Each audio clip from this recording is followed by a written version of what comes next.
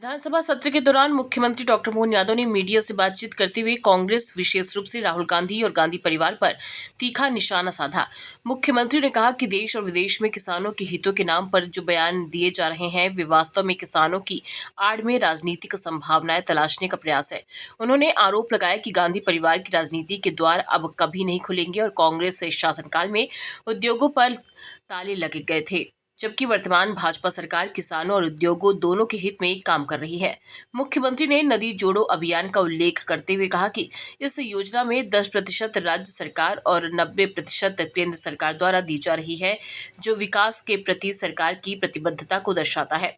उन्होंने कपास से लेकर धागे तक उत्पादन क्षेत्र में बढ़ते अवसरों की चर्चा करते हुए दावा किया कि भाजपा शासन में उद्योगों को नई गति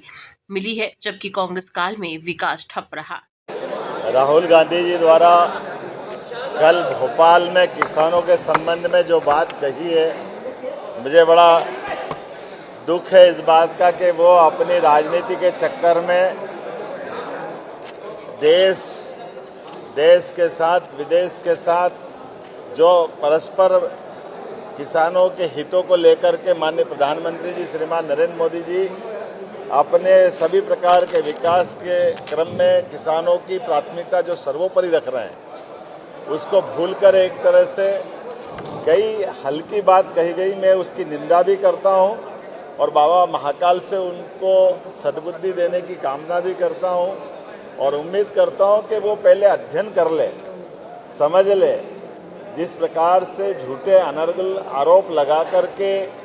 राहुल गांधी जी ने बात कही, मैं मान के चलता हूँ बाबा महाकाल उनको सद्बुद्धि दे और उनको क्षमा याचना करना चाहिए कि उनने अपने ही पुरखों के द्वारा लंबे समय तक देश की आज़ादी के बाद से लंबा समय तक सरकार चलाने का जिस खानदान को अधिकार है, वो अब किसानों की आड़ में अपने मतलब के लिए अपने संभावनाओं के द्वार देख रहा है। ऐसे संभावना खुलने वाली नहीं है। किसानों के लिए उनके खेतों में जाकर उनके साथ उनकी चर्चा के बलबूते पर जिस प्रकार का अनुकूल माहौल माननीय प्रधानमंत्री जी ने बनाया है, मुझे गर्व है। मध्य प्रदेश वो स्थान है जहां नदी जोड़ो अभियान में सबसे पहले माननीय प्रधानमंत्री जी ने 10% की राशि मैचिंग ग्रांट स्टेट को मिलाने पड़ेगी, 90% की ग्रांट भारत सरकार अपनी दे रही है। इसके माध्यम से किसानों का भला होगा। मध्य प्रदेश वो स्थान है, मध्य प्रदेश के साथ पूरा देश, जहां सभी क्षेत्रों में समान रूप से आगे बढ़ने के, किसान के क्षेत्र में भी हार्टिकल्चर, एग्रीकल्चर, इरिगेशन का, कपास का, रेडीमेड गारमेंट्स का, अब यूरोपियन यूनियन के साथ जुड़ करके मध्य प्रदेश के 6 लाख किसानों के लिए माननीय प्रधानमंत्री जी ने एक नया मार्ग खोला है कि वो अपने रेडीमेड गारमेंट्स को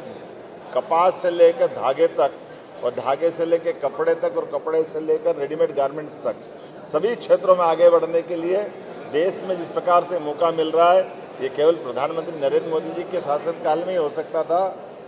कांग्रेस के शासनकाल में तो हमारी इंडस्ट्री में ताले लगे थे। मैं एक बार फिर दोहराना चाहूँगा कि कृपा करके नेता प्रतिपक्ष और उनकी बहुत पुरानी पार्टी के राष्ट्रीय अध्यक्ष जी थोड़ा स्मरण करें अपने उस